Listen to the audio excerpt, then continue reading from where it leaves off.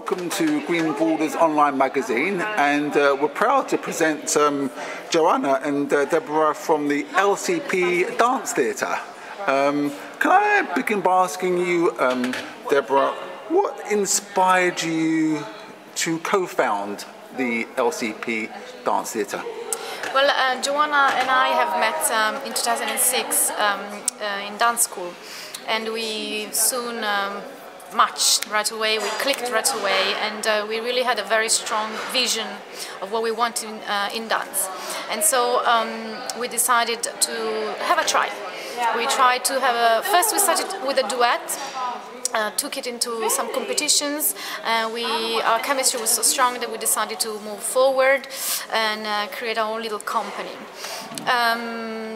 Took part in many festivals, especially local around where we used to live.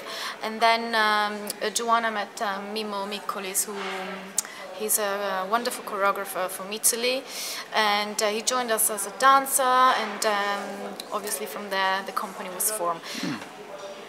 The very much essence of why I wanted to found this company with Joanna is that we wanted to, obviously as many other companies, to have our own little ish, our own signature, bring forward our vision of dance, basically.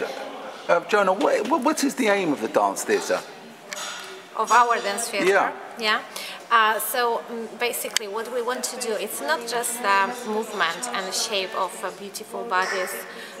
We want to bring a little bit more to the public. We want to bring awareness. We want to bring awareness of the human rights. In fact, our productions are based on human rights issues. The last project we did, it was based on human trafficking, and that project brought us here. That project made us win the BBC Performing Arts Fellowship, which choreographer has been awarded with. Have you had any personal experiences of those issues? I was traveling around Southeast Asia, and I dealt with similar cases within the communities with people who were touched by those issues in orphanages in Cambodia, the sexually abused children who had got mental health issues, problems afterwards. When I came back from my trip, Deborah happened to read a book written by the Cambodian woman who was actually sexually abused, and she created the foundation towards the human trafficking.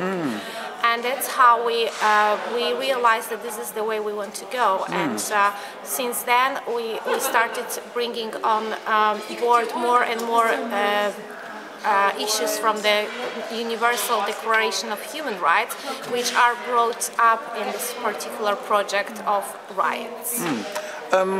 Deborah, I understand the dance theatre promotes inclusivity.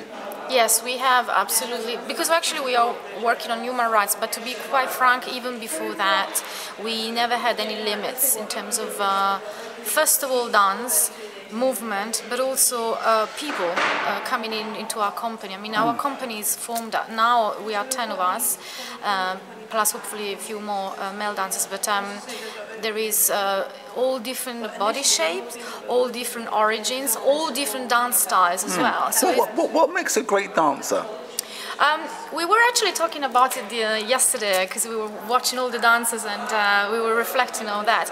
It's not what we, or personally anyway, it's not so much of the technical aspect, which obviously you need to have, but it's how much a body, a person embodies the movement and feels it, the passion really that the dancer brings out. So how they express the movement rather than trying to impress, you know, the audience. So how do they actually feel it, and what is their reason for dancing as well. So that brings on stage and during rehearsal also a huge contribute in the dance scene. And obviously we want to draw to us those type of dancers, not just beautifully perfect dancers that they got it all and legs up here, splits up there. That's not really what interests us at all. Can you be a natural dancer, Joanna? Can I be? Can you be a natural dancer? A natural dancer? Oh yeah, this is all about that. I think that our strength is in being natural dancers. Also, I would like to mention that we started pretty late our contemporary dancing career, and we had to be very realistic on the challenges within the industry and what we can do to make ourselves to fulfill ourselves as dancers, and also to bring something particular to this targeted audience where we are aiming to. So this is all about nature, because if we talk about the training, it's completely different quality. And what Deborah mentioned before, we are more into the soul, we are more into the character and the personality, individuality, rather than the beautifully trained body dancer. Would you say you are a fan of dance competitions? I must say I never did take part in competition as such, like following the competition style. The problem with competition is great. It inspires people, it gives a drive to go forward, very much sport-like. But in dance, unfortunately, can sometimes put dancers off and also feel very much judged. So you start to having to reach certain standards, and I've seen so many people confident, so many dancers confident, been totally distraught by this kind of approach. So, to be totally honest, not fond at all of competitions, and we actually like the openness, you know, even within our dance company, we try to always encourage teamwork, we try to just really avoid that there is any sort of competition between the dancers, which is obviously normal, that it can arise. But no, I think being together rather than against each other, it's so much better. Joanna, has dancing evolved over the last few years? You mean in terms of the dance in general, or in terms of our activity? Well, both. So actually here in London it's pretty difficult, but still Why? I think because of it's such a niche field of contemporary dance. So usually it's very hermetically closed area of the performing arts. Everyone knows each other, and people who are involved already in the industry, they just pass on to each other the job. So it's very difficult to be spotted within it. Though it's developing incredibly, and there are lots of new companies coming, new companies creating, but though there is a crisis, right, and we all know about it, about economical situation, about rejection, recession. What's happening, the funding is cut off for the performing arts. So the biggest companies, they are struggling as well, but somehow for us it's working. We are becoming, you know, we are succeeding even more, we are developing more and faster, and I think that London is the place to be for the creative contemporary dancers and choreographers. Deborah, do you have to be fit to be a dancer? Unfortunately, I would say yes. Right. It is very true that with dance you do become fit. Obviously, we have such a heavy training, which perhaps you can have a snip later on. Joanna and I practice a lot of disciplines, such as Pilates. She does yoga, and I actually teach Zumba fitness.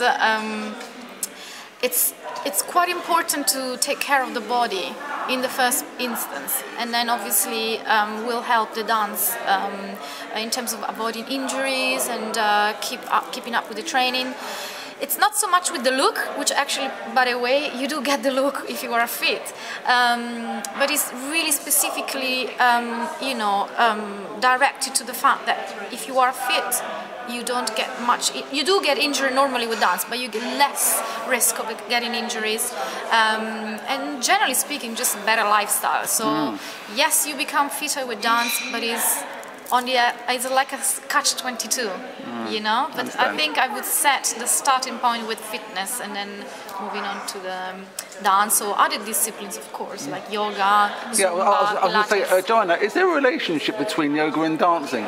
Oh yeah, there is incredible relationship. First of all, we need balance, not only in our life, spiritual life or personal life, but balance in terms of standing, in terms of walking. Whatever we do, the balance is required. Breath, right? Breath is so important. Pranayama, the number one in yoga, the number one in dance. Whatever sport you do, this is the most important thing.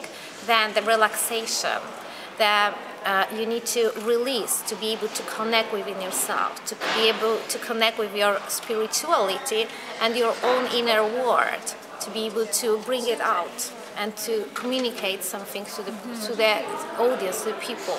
So, and warming up body is a fantastic way to warm up body through the sun salutation, through the yoga sequences, asanas, to avoid from injuries. It's not just the body, but it's also the mind and the breath. And I find it very therapeutic. And I find both dance and yoga therapeutic. Thank you very much. That concludes part one, and we'll be back very shortly. Thank you very much.